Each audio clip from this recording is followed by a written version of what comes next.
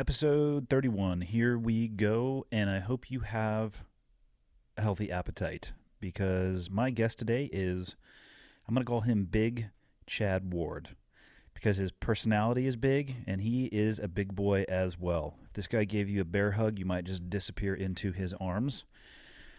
But you're going to need your appetite because I've been watching this guy cook for the last 3 days, and he's starting with ingredients that I recognize and that I think I know how to cook, but the end result and what he comes back with at the end of his recipe and the cook time looks nothing like anything I've ever created. He is a pit master, a legitimate professional barbecuer.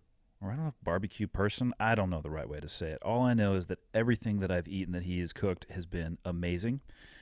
He is the owner of Whiskey Bent Barbecue, and I'll include the link to that in the bottom of the description of the podcast on iTunes or wherever you're finding this thing. But what a wealth of knowledge when it comes to cooking, specifically on a barbecue. And this is something that I have been playing around with more and more. If any of you follow John Dudley, it's actually disturbing to me how good of a cook he is. Not only can he hunt with the best of them in the world, but the guy is approaching what I would consider to be chef levels with his preparation game, and I need to go ahead and start beating him at that particular game because I know there's no way it's going to happen in the archery space. So when I heard that Chad was going to join us in Oklahoma for the hog hunt we just finished, I knew I had to sit down and pick his brain. I'm asking most of these questions selfishly for myself because I am trying to up my cooking game, and hopefully it helps your cooking game as well. So bring an appetite and a napkin. Here we go. Episode 31 with Chad Ward. Okay, got the red smoke. Gun run, north and south, west of the smoke, west of the smoke. Okay, copy, west of the smoke. I'm looking at danger close now. Come on with it, baby, give it to me, I need it. You're cleared hot. Copy, cleared hot. Pull that big boy close to your face. Hey, Oh, big damn, black. you have got a voice built for radio, my friend. All right, so here we are. Big Chad Ward. I got to start off by saying thank you for the last 3 days of unbelievable food.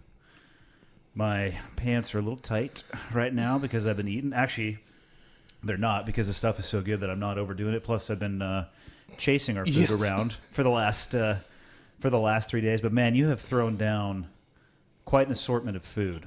Well, thanks, man, and obviously appreciate you harvesting some of that food for us to enjoy. No, man, it's awesome. I love coming out here to the ranch and being able to hang out with you guys. Got to meet you this time. We've talked a little bit in the past, but finally getting to meet and hang out. That's pretty awesome. Yeah, man, it's a good deal. What the hell is Whiskey Bent Barbecue? So Whiskey Bent Barbecue is a competition barbecue team that I started 10 years ago. That's a long time. 2007, August 2007. And going through college, me and my buddies had a house together and cooked out every weekend. And I tell people, I kind of got started cooking stuff that was about 5 minutes from going out of date.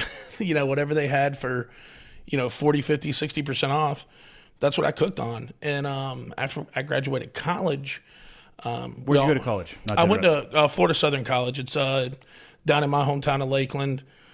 Got paid to go to school, so that's always a good thing. And got my 4-year degree, and it was awesome.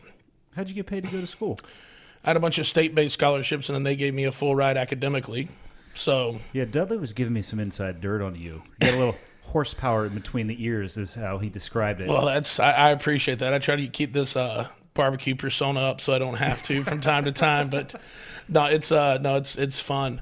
And Florida Southern was a great little liberal arts school. It was cool, and being in my hometown, it was kind of neat too. But graduated from there, and then What'd you get your degree in? finance. I started out pre-med, Wow. anatomy and physiology too. Will boil you right out of that one. And got into business, and I really didn't know what I wanted to do in business. So I said, I'll get my degree in finance. If you can follow the money, you can really do anything in business. And That's what people are after in business anyway. right, yeah. I mean, not a whole lot of people come out with a degree and say, "Hey, man, I want to dedicate myself to nonprofits." At least not early in their career. You know what I mean? Maybe later on, but So I graduated with a degree in finance. I did a minor in criminology, just because I know I'm a little bit of a loose cannon. It's better to know the law if you're up against it. So I find it's always better at least to know where the boundaries and barriers are. I'm not Yes. saying you have to govern yourself by them, but it's a good step in the right direction to at least be cognizant of where they are. very proactive, very proactive. Yeah. Wow. So yeah, graduated, and then it came down to, we move out, and we all got to get real jobs. And so I had been working at Publix supermarkets while I was going to college full time and working there full time in their corporate office. And then an opportunity came up to get into the startup software world. And to me, it was cool. I always wanted to travel. I always, I love Lakeland where I was born. It's great. But I always wanted to get out and see things and kind of spread my wings. So started doing that, and you're on the road 90% of the time.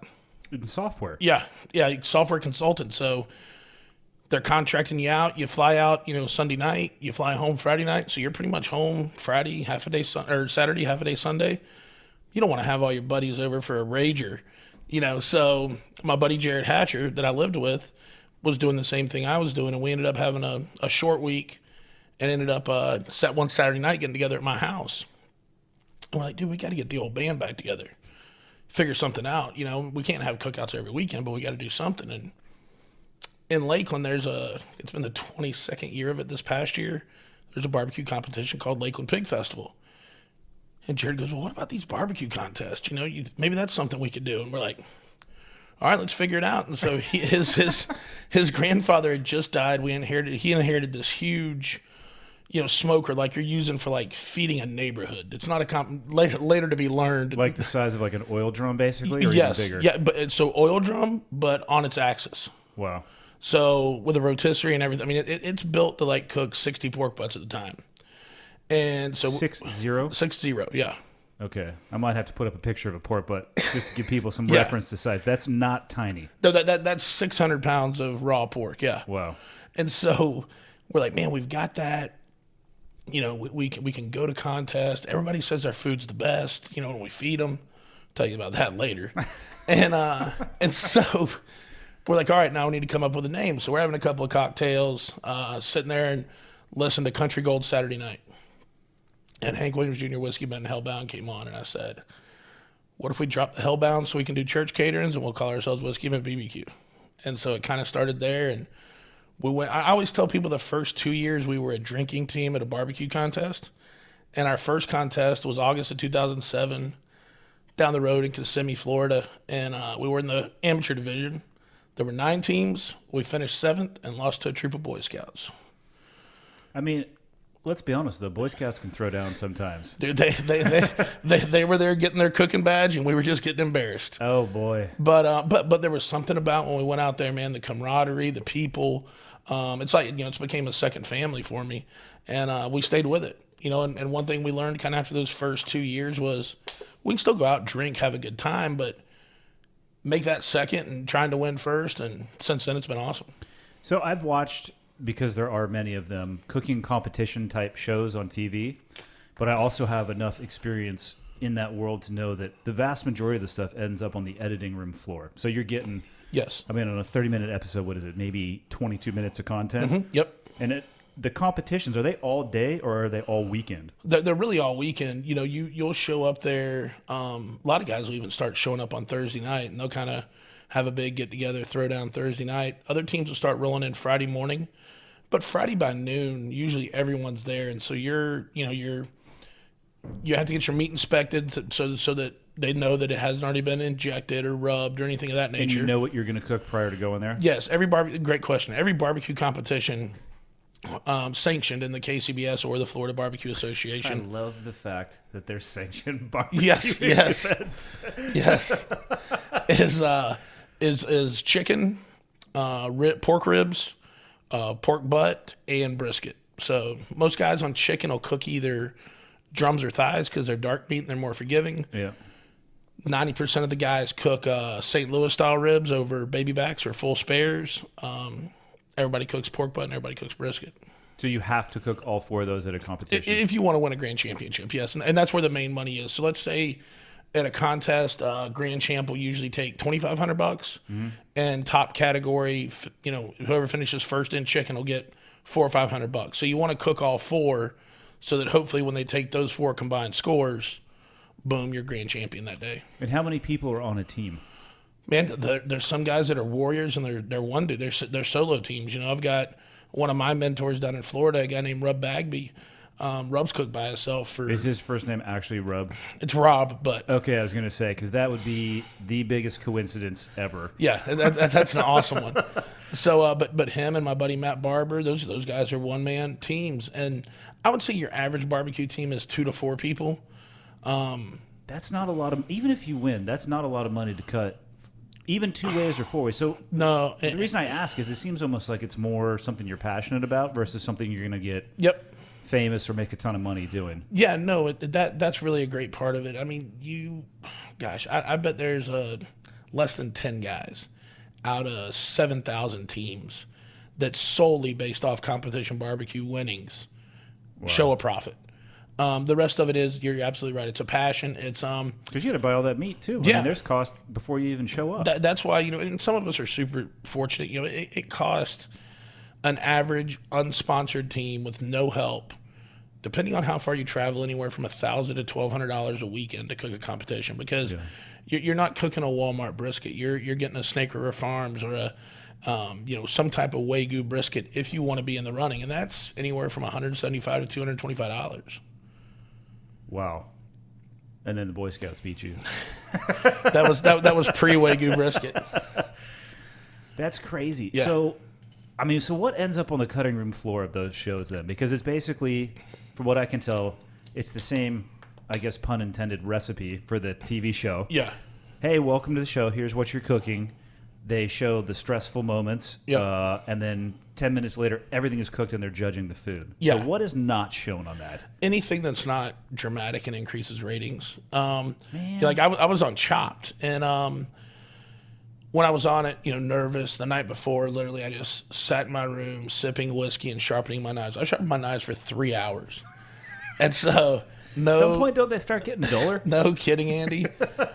I go and they gave me a beef rib in the appetizer round, which is just ridiculous, right? I mean, a beef rib takes 7 to 9 hours to properly break down and render and cook, and they give it to you for a 20-minute appetizer.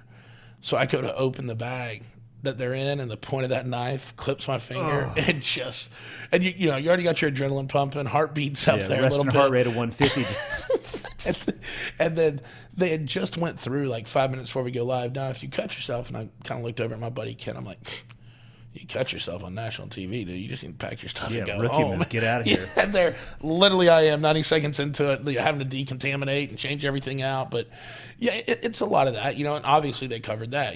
Chad cut himself at the very beginning. What's going to happen? Oh, I love the whispered voices because Yeah. they're probably not even in the same room, or they probably do the voiceover after. They're in the same room when I did mine, and mine was interesting because it was the first time Chopped went outside the studio. So we actually filmed it at Old Tucson Studios in Arizona, which was its own set of craziness. Like, I remember chopping some parsley and going to the pantry to get something and coming back in a 40-mile-an-hour wind, it just right off the cutting board. Awesome. Yeah, own little parsley confetti party for my elimination. But no, it's a lot of that to where and I wish what they would focus on more is like, man, look at this technique so and so's using. I didn't think about that, but it seems to always just be something got burned or somebody cut themselves, and Yeah. But I think that's why you've seen so many people now that we have a choice on how we consume content. That's why you've seen so many people move online and move into other areas, subscriptions for like America's Test Kitchen, places like that, where they can go and get the content they want without all the There's a drama lot of and production. teaching, too. Yes. Like one of my favorite things, we're out here with Dudley, obviously, Yep. hunting and, cooking the food that we were getting. One thing I love about John is that he's so dedicated to education. Yes. And, I don't spend a lot of time on social media, but for whatever reason in my feed, I'll see the Gordon Ramsay masterclass. Yep. And I haven't bought it. I have no association with it whatsoever, but I think it's super cool that you can consume it that way. You could go watch a cooking show, or you could watch this dude who's obviously knows how to throw down. Yeah.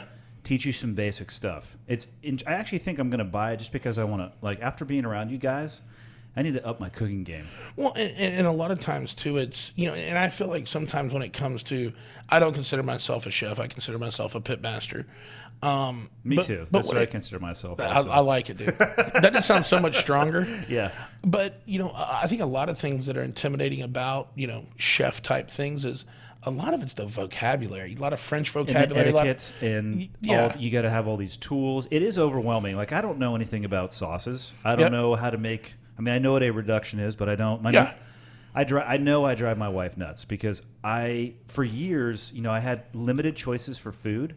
So I got really used to eating. I could eat the same meal 3 times a day, probably for the rest of my life. It doesn't bother me. Right. I'm not saying what would that meal be? I mean, even if it was chicken breast and rice, if I had to. If I really had to control it, I'm not exploratory with my food.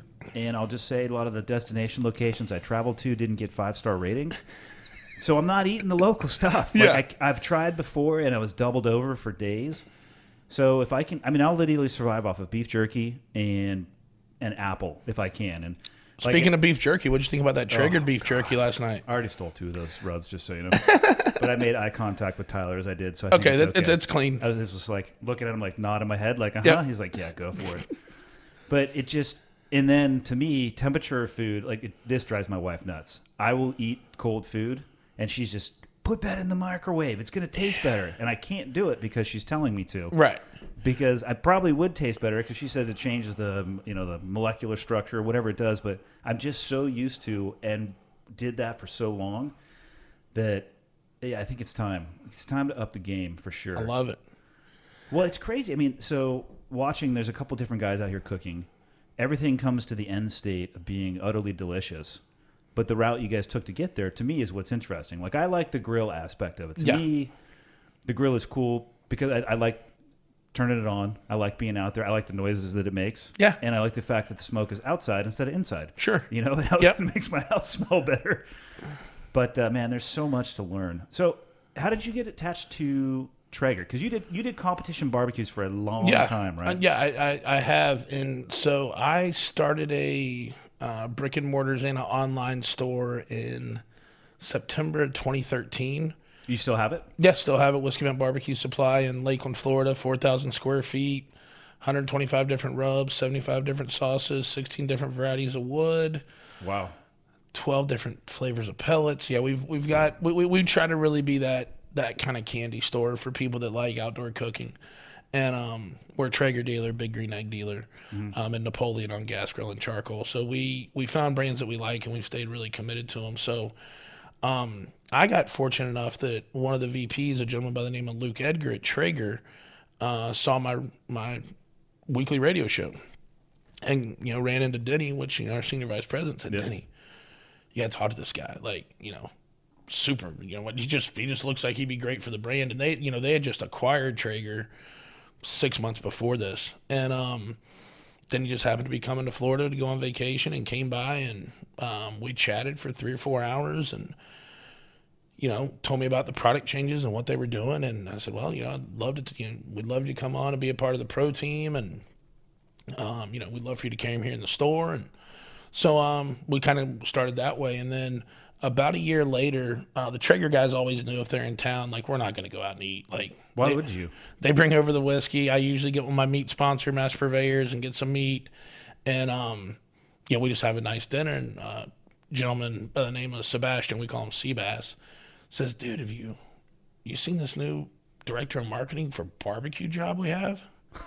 I'm like, no, but why hasn't anyone told me? Why am I the last person to know this position exists? Yeah, so I reach out to Denny, and Denny's like, really? You want to leave the software world and come do this? I was like, I would, man. So you were still doing the software stuff while? Oh man. Yeah. So you had exactly 0 minutes off. Yeah. No, it was busy, and so I was like, man, I would really. I was like, I love what you guys are doing as a brand. I've been around it for a year. In software, I was always either a startup or a turnaround guy. And even though Traeger's a 30-year brand, since one thing I loved about it is we still kind of have that startup mentality. I mean, we want to go out there and we want to, take as much market share as we can, have the best products in the world, and get people outside and get families together and have people cooking together, and it's just when you walk into the office, there's just an energy that you get from a very successful startup or, a business you've turned around 180. It just has that same feeling. So that's what I loved about it. So about 18 months ago, I was offered that job and took it. And since then it's been busy. And you're based in Salt Lake now, right? You left Florida? No, I still live in Florida. Oh, boy. I'm just not home a whole lot. Yeah, I was going to say, your commute is not short. Yeah, I did. I think I did 205 days on the road last year. And right now I think I've been home 13 days this year so far. But, I'm out there every 3 weeks. It's a great team out there. I love going out there. And then, on top of that, I get to teach some shop classes that we do at Traeger. That's what I was going to ask you about, because you run the shop classes too. And it's difficult because I know a lot of people who hear this aren't going to have Traeger, right? And Sure. those classes are specifically for Traeger. I'll tell you not so much. Okay. I always tell people, as long as you're getting barbecue instruction, it's all about time and temperature. Yeah. Does the Traeger help you keep temperature better? Yeah, than a stick burner and some other things, it does. But you can take all the techniques that we teach you in a Traeger shop class and apply them to any cooking method, even the oven. Obviously you're not going to have that wood-fired flavor in the oven, but or the smoking. right, you're still going to have the texture you're looking for, the tenderness, the color, those type of things. So you can definitely apply things from the Traeger shop class on other grills. So where do you start people when they show up? Or is the classes you teach, are they modules? Like this is going to be a steak class and then the next one will be a sides? Or So what we have is like our what we call our day one class is really kind of an introduction to outside cooking, So we do a smoked lemonade with Tito's. That's pretty good. I think we may have to figure out how to do something with Killcliff next time because, man, they're tasty. Those were good this weekend. Yep. Then we go in, we do a pizza. So we do a pizza that we cook and, super simple margarita pizza recipe, you know. But once again, gives people something besides. So many people, when they think about cooking outside, think of burgers and ribs and, pork chops and steaks. And, it's a heat source. It's a Traeger's a flavored heat source, but any grill is just an outside heat source. Use it that way. See, I'm stuck in that world, though, too. For me, it's until extremely recently, and I have only messed around with going probably past cooking meat on the grill very recently. And in that, it's just some vegetables. Yep. But that's the world I was in, too. Like, I've turned some burgers into hockey pucks on a coal grill. Yep. I mean, I've overcooked stuff on the Traeger, too, but that was also my fault because I was downstairs playing ping pong with my son and forgot I was cooking. So that meal got thrown out. Pizza time. Yeah. I've done pizza on there. It was unbelievably good. But I was in the same world of thinking that it was only hot dog, steak, burger. So where would you start someone who wants to go beyond that? Vegetables, I think, is a great start because you're already cooking the protein for your dinner. Depending on what temperature you're cooking at, throwing that asparagus on the top rack or on the grate next to it is delicious. Potatoes are an easy one. Sweet potatoes. Hit them with a little bit of oil on the outside and some salt, and throw it on the smoker. Just kind of cook it along with it. Poke a couple holes in it too. That'll help. But I think vegetables is an easy one, and I think the other one that people don't think about a lot is desserts. Like in that class, we do a peach cobbler. Once again, it's all you're looking for is a consistent temperature. I smoked. I think I hit you up for the recipe. I smoked that huckleberry pie. Yep. Over Thanksgiving. That didn't last long. Yeah. No. That thing. It was I had never in my mind would have thought of cooking a pie on a barbecue. Yep. It was unbelievably good. Well, when you think about it, you've got that constant heat, but you're burning 100% wood in the example of a Traeger, and that dough actually picks up and that's the one thing I love about it is you never cook anything where the smoke's overpowering. It it's another level of flavor that gets added to it, which is what I really like. I don't like overly smoked food. It almost comes off a little acrid and a little bitter to me. So I just kind of like that kiss of smoke. Yeah. Where do you start? Because I'm actually basically just asking you questions for a buddy now who looks a lot like me. Just selfishly going to monopolize your time. Yeah. So when you're looking to cook a meal, where do you start? I always start with the protein. Okay. And depending on what the protein's going to be, let's just go into it. Let's talk about how I menu planned for this trip. Yep. So I looked at it and I said, okay, we're probably going to end up having some wild hogs. So gotta hope so. Yep. And So that's why obviously I just brought along some asparagus and Brussels sprouts just to make sure we had something. And then I was like, before it gets crazy with the stuff going on today and last night, I said let's have a nice dinner we can all enjoy. So I said, okay, it's gonna be prime rib. Boom. All right, well, we're gonna need something green to go with that and a starch. And so then from there, I just kind of looked at knowing what I had out here, like, let's not go something level 5 out of 5 difficulty or 4 out of 5 because we're busy. We'll be doing stuff, just something that's easy to execute that people will just really enjoy. What would 5 out of 5 be? Like That for, would be for like you, a- what's incredibly hard on the grill? Like a creme brulee or Didn't think you were going to say that. I don't think anything meat wise I consider really a 5 out of 5. It's when I get into the sides and desserts that you can just almost get a little too elegant. Yeah. But let's take let's take that meal. So we said we're gonna do a prime rib. Smoked it for 6.5 hours. We ate late. I know It was on there a long time. Dudley reminded me of that like 10 times that we ate late. Here's the thing, though, because we were just so hungry, but when you started carving into that, It was worth the wait. it's worth. I would have waited 2 more hours. Yeah, but then let's look at the other star of the show that all you guys loved, the sriracha mayo potatoes. Oh my god, unbelievable! So literally all I did with those was the small new potatoes. Whenever you're gonna do potatoes, I always say on a grill, I either do the really small new potatoes or the small red potatoes. If I'm want to have a baked potato, that's fine. Just know you're gonna have to throw it on there and give it an hour and a half, 2 hours. It's a time investment. Right. But these, man, I just tossed I tossed with a little bit of olive oil and some of our Traeger prime rib rub and threw them on and just let them cook for 45 minutes. And the thing was, I went ahead and got those done and just held them, just kept them warm in an unlit oven. And then when it came time to eat, they were still nice and warm. I added the sriracha mayo, tossed it around, a little bit of parsley, and man, it's an amazing dish. But it's so simple. Sriracha mayo was unbelievable. It changed the. It didn't change the texture of the potato really, but it changed the unbelievably flavor profile. Yeah, a lot of depth. And then we did the Brussels sprouts that night. For me, when I cook Brussels sprouts on the grill, I always cut them in half. Once again, just trying to make it a more manageable cook time. Mm-hmm. And I hit those to be different with a little bit of sesame oil. Because sesame's got that little bit of nutty to it. And then I used our Traeger rub that has a little bit of sweet, a little bit of savory to it. And just charred those off on cast iron for, 15 minutes, flipping, turning them a couple of times to make sure they had, nice caramelization across. And I'm not a big Brussels sprouts person. But I think anytime you can cook them and you don't have to add bacon and they're still good and people like them, then it's a pretty good thing. Yeah, you mentioned with the rub too, the sweet and the spicy. So for people who don't have the Traeger rub, what are those things? Canisters? Yeah, canisters. Canister. Yeah. What would you recommend for have to have in your kitchen for go-to spices? Because a lot of the Traeger stuff, I look at the cans, they're paired like coffee and what is it, molasses? Yep. So where's that coming from? How are you guys doing that? It's all about a dance, right? So, and you're hoping the dance happens on your taste buds. So to me, top 6 things I would have if I were just going to make my own rub: salt, pepper, garlic, onion powder, a little bit. You got to have some sugar. Anytime you're using sugar on a heat source over 350 degrees, always use turbinado sugar. The brand name is usually Sugar in the Raw. Okay. One thing to know about sugars is the finer the sugar, the lower the melt point.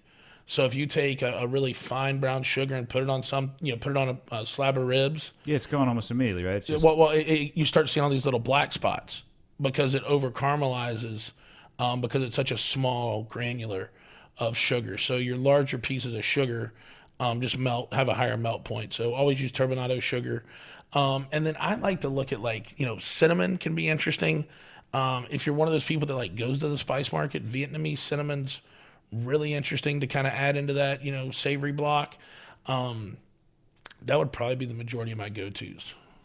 And then for wild game, I know you were talking about what you put on the boar to loosen it up a little bit. It was the vinegar, right? Yes. So explain to me that because I had never heard of that. Yeah. So it's really just the acid in the vinegar that'll start to help break down, because wild game, especially boars, the muscles can be a little more tense, which is going to make it tougher to eat. I will say that this is the first time I've ever hunted hog. Yep. I've seen pork products in the grocery store. The difference in the color of the meat alone Yes. between the wild animal and I would say almost the colorless pork chops Yep. was very surprising. So it doesn't surprise me at all. And there was almost no fat on Yep. the hog. So Almost no fat, but that bloom, that redness that the wild game has compared to that pale pink, it's really awesome. You know what I mean? I mean, it looks great, and it kind of makes you sit there and go, damn, man, how are they getting that so, like, how's that losing so much color in the domestication process? You know what I mean? I almost think that if you just took it blind and put like a tenderloin cut on a white plate Yep. and put it in front of somebody and asked them what kind of meat it was, I bet you 9 out of 10 people who had never seen the wild game wouldn't guess pork. No, I don't think so either. I think they would pick something more buffalo-ish, bison. I just don't think they'd beef. associate it Yeah. with the normal color of pork that you No, see in the grocery because store. it's so red. Yeah. And so because of that, because of the difference in that, that's where the vinegar comes in, right? Yeah, so the vinegar helps just kind of break down those tense muscles to where, it just has that better mouthfeel to it. Would you do that with a lot of wild game or just boar specifically? Not really boar specific, more boar specifically like venison, especially when you're talking backstraps and tenders. Like, I don't like to mess with much, man. Like, I just like to cook them really, really well, make sure we pull them off at the right time. A little bit of seasoning, but once again, not overpower it. You've harvested that animal's gave itself up. Let's not cover it up with a bunch of BS. Let's truly enjoy the animal. So a little bit of seasoning, some smoke, and And don't overcook it. do not overcook it. No, if you, I have made that mistake myself, and it is a pit in your stomach Yes. feeling when you and we were talking earlier today. The sweet spot on like elk steak is an example. The sweet spot is very, very narrow. Yes. You go through that and overcook that sucker in about, I'd say, less than 5 minutes. Well, and I think exactly what you're talking about too is, when we were talking earlier, when you mentioned, hey, if it's close, I'd just rather like keep it foiled and let it ride in my cooler, and I totally am game with that. I'm a big fan of the reverse sear. Anybody that's heard me talk about it, with Dudley, and Rogan's brought it up a ton of times that Yep. he heard it from Dudley's podcast. And Explain it, though, real quick, if you can, for people who have no idea. it's awesome. So, let's take, you saw me down here earlier do that venison tenderloin, or backstrap. So I'll usually start at 225 degrees, and with venison and a backstrap like that, I'm going to take it to about 110 to about 110. It took me for that size 35, 40 minutes. Mm-hmm. And I will say one thing that I've seen all the people who know how to cook really well constantly using is the little digital thermometer. Like, Yeah. you're on your A game with Yep. the temperature of the meat. I always tell people when they say, how can I become a better cook? You can become a much better cook overnight using an instant read thermometer. People always ask, well, how long does that take? Well, how long does that take? And I'm like, I can give you a range, Yeah. but every animal's lived a different life, especially when you're talking about wild game. You And know? some people pour an entire bag of charcoal briquettes into the grill, and some Yep. people don't. Right, exactly. So, I can give you temp ranges, and I can give you, time estimates, but, really it's that internal temperature, that cut that you're cooking. So once I pull that backstrap off at 110, I'll take and just kind of rest it in my cooler while I turn my grill all the way up to 500 if I'm doing it on a Traeger, or if you were doing it on like a charcoal grill, you would open up your vents, Let the airflow come so through. you could get it pumping. I've never cooked on a gas grill, so I can't relate to gas. Ever? I have for a while, and I don't know if you're missing out on much. But Yeah. for some people, the economy of being able to do it and Yeah. where they are, I mean, I've had some pretty good meals on it. Yeah. But again, like I said, I kind of suck at cooking. But that's going to change. I need to beat. Oh, it's Dudley at the it's cooking gonna game. change. It's gonna change.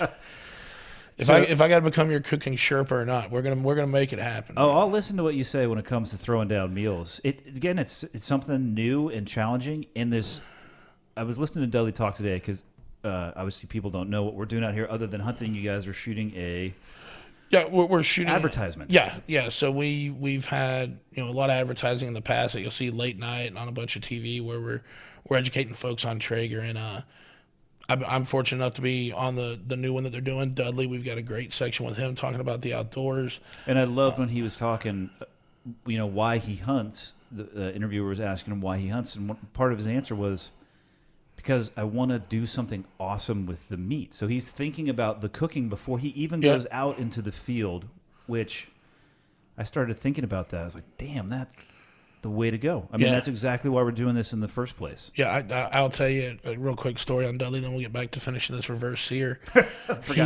He first time I'm going to go meet Dudley, I'm meeting him down in Osceola County, like an hour and a half from my place at Hoppy Kempfer's ranch down there. And I said, hey, man, I want to do a whole wild hog on a Pro 34 Traeger. And he's like, all right, well, what do you think we need? I'm like, man, based on the time that we've got and the size of the chamber, I'm like, I think I need about a 60-pounder. And he's like, all right.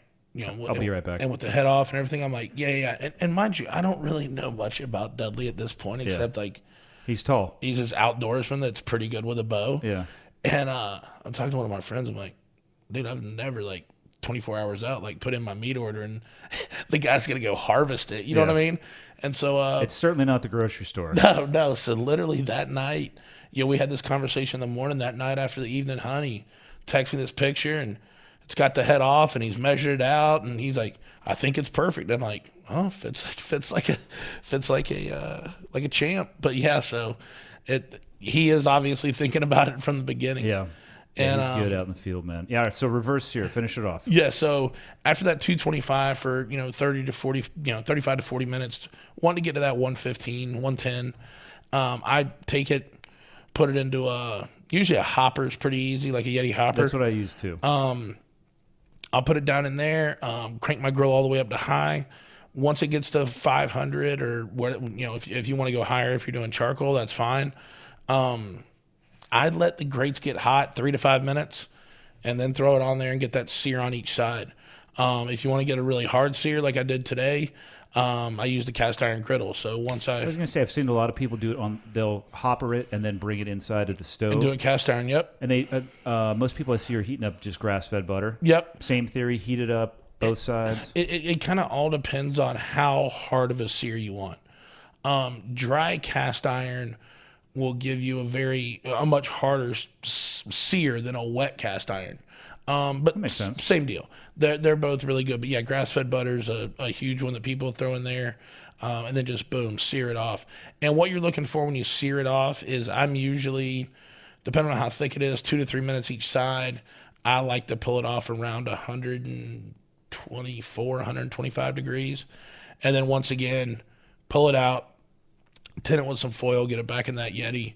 What does that do? I mean, it may be a stupid question. I only do it because people have recommended. What does that actually serve a purpose of? So what it does is it manages the carryover cook. So you're always with wild game or any protein, when you cook it, it's going to carry over cook because you're just pulling it off of a 600-700 degree heat source. The molecules just don't stop moving. Yeah. You know what I'm saying? So that's what really is the cooking process. So until some of that heat's dissipated out of it, it's not going to happen. And by putting it in a cooler, you can, and timing it, that 10 or 15 minutes, you can keep that carryover cook from just running away from you. Which is what I think has gotten me, taking it to like the temperature that I wanted to eat it at. Yep. And then when you cut into it, you're like, what's it's medium going on now. here? Yep. Yeah. Yeah, you always, in something like that you're going to sear, I would say like in a backstrap, you need to calculate an extra 5 to 7 degrees. So I like eating mine like 130, 132. Yep. So that's why I said I usually pull it off 123 to 125. I just kind of add that 5 to 7 in there. And to me on wild game, if it's, 2 degrees underdone, I damn sure will take that over 2 degrees overdone. And with all the numbers you're saying, again, from a guy with very limited experience, without that digital thermometer, you're just throwing guessing. Darts, with your eyes closed. And don't be the guy who wants to throw up looking at the meal that you just ruined. Yeah. And you can go over. I mean, if there's a brand out there that I could recommend to everybody, it's ThermoWorks. Mm-hmm. At Traeger, we did a collaboration with them that we sell on our website. Or ThermoWorks. ThermoWorks. Yeah, it's an American, U.S. company. in Spanish Fork, Utah, and they've been around for years. They are an instrumentation business. I mean, And they're not that expensive, right? Like they're not 15 like bucks. Well, they can range anywhere. Like the one I was using today, it's called the Thermopop. It's $29.75. Okay. And then you can get all the way up to like the one that the other one that I use, which is $99. But yeah, you can start as low as with theirs. I think $14.75. Most people are cooking a piece of meat that's more expensive than that. Right. You know what I mean? I would make the investment. And the one thing I will tell you about ThermoWorks is they stand behind their product. I've had ThermoPens that I've had 7 or 8 years, and they'll go out, and I'll ship it to them, and it's not because of me or knowing him or whatever, but because I had plenty of other friends do it, and they'll say, "All right, man, it's $10 in parts and the postage back." That's awesome when companies will actually do that. And so they really stand behind it. They're firm believers that they build you a product for life, and so yeah, that's what I would definitely recommend. But even until then, if you can't get over to the website, whatever, just get you a digital thermometer, a Bed Bath and Beyond somewhere, something to tide you over until you can get what you really need. Any other tool essentials that you could think of? That one's a big one. I will definitely throw out there, if you have the opportunity to get a Traeger, I think it really helps with keeping a consistent cook. It changed the way that I cook. So when we moved to Montana July 1st, we crossed the border. Yep. And the first thing I bought for our new house there was a Traeger. I didn't tell my wife, though, because the price point, I mean, they're expensive. Yeah. And I'm not going to call it a luxury item. I'm going to say it's something that's really nice to have. And if you have the money, I'm from somebody who has no relationship with the brand, I'm saying go out and get the thing if you can. So my wife was like, "What did this cost?" I told her as I was cooking burgers. I smoked them. I literally just went. I actually think I looked in the recipe book that came with the Traeger, which is cool because I didn't know about the app yet. I don't even know if you guys had the app yet. It might have been relatively new. It was really new. Yeah, because on the app there's categories from everything from wild game to cocktails, and I think you should explore all of them. Yes. And pair them, of course. But one bite into that burger, and her response was, "Okay, this thing's staying. It's awesome." Wise investment. Well, she goes, a little bit in peaks and valleys with coming to eat meat, and the more I can present stuff that is super flavorful, it helps. And my kids, Right. I can't, man, my kids can throw down some protein. They love it. Favorite meat group, I would say, for all 3 kids is elk. I mean, how awesome is that to be able to say that? Yeah. And an elk roast coming off the Traeger. I did one in the oven.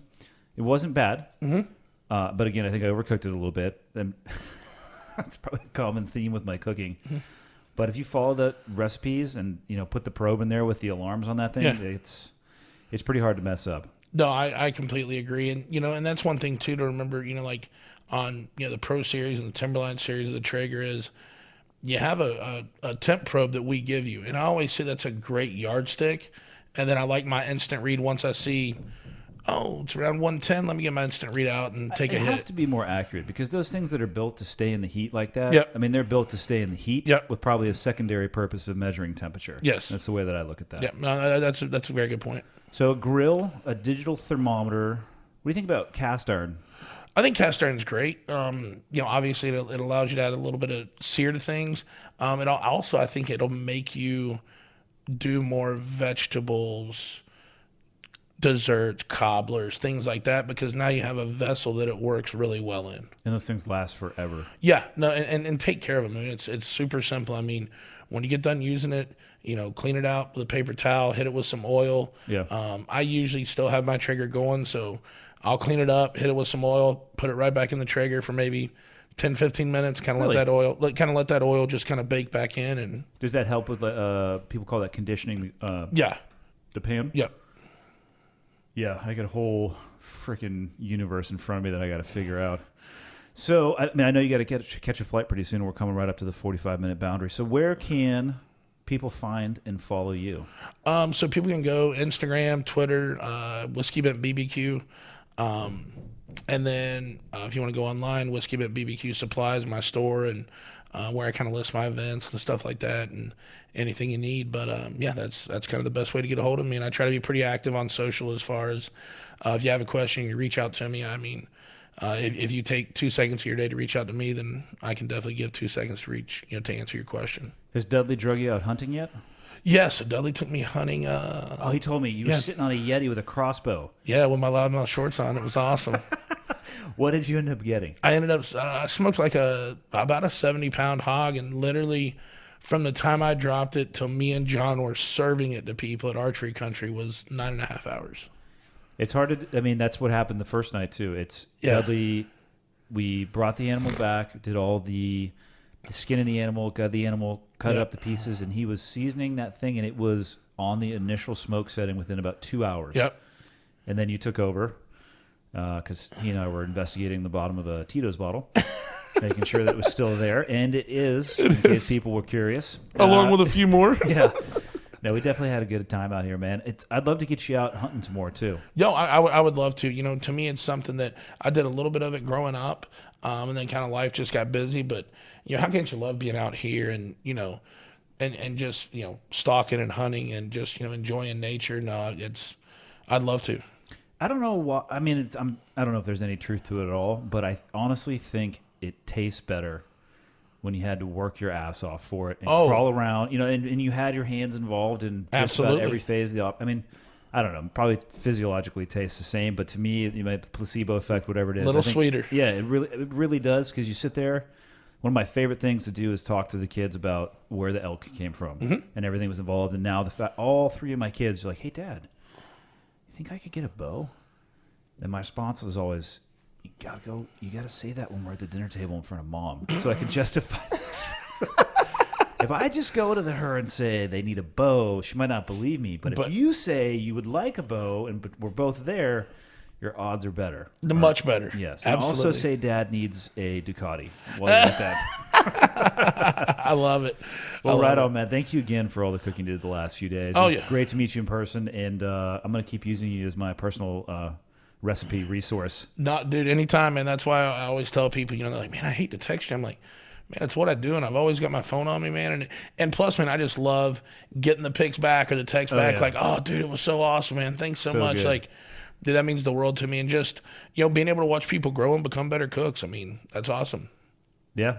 Let's end it on that, man. Thank you All right, for brother. the time. All right, Thank brother. you. See you. As always, thank you, everybody, for tuning in. Really appreciate all of the reviews and feedback you've given me on both iTunes and social media. If you reach out with an email, I'm going to do my damnedest to get back to you. I can't get back to every single one, but anytime that I have downtime, whether I'm traveling or I'm up early or staying up late, I'll try to log on and at least get back to you. I appreciate you taking the time out of your day to reach out to me. The very least that I can do is try to do the exact same thing for you. Thank you to everybody who's buying the shirts and hats. Amazing to see the response. Got a couple other design ideas up my sleeve. I guess pun intended on that. But it's going to be a little bit. I want to not over brand, over market. I want to keep it simple. That's what I'm trying to say. I don't want to have too much stuff out there because I want it to be about the podcast and the guests on the podcast and not really about the shirts or the hats, even though I love seeing the pictures that people send of those things out in the wild. And it certainly does help me facilitate doing some more cool stuff with the podcast. Just ordered a new microphone yesterday. So one step at a time, just like I tell people when they ask me how to achieve their goals, I'm trying to live the exact same way. One step at a time, incremental improvement. Before you know it, success is right around the corner. So thank you again to everybody listening.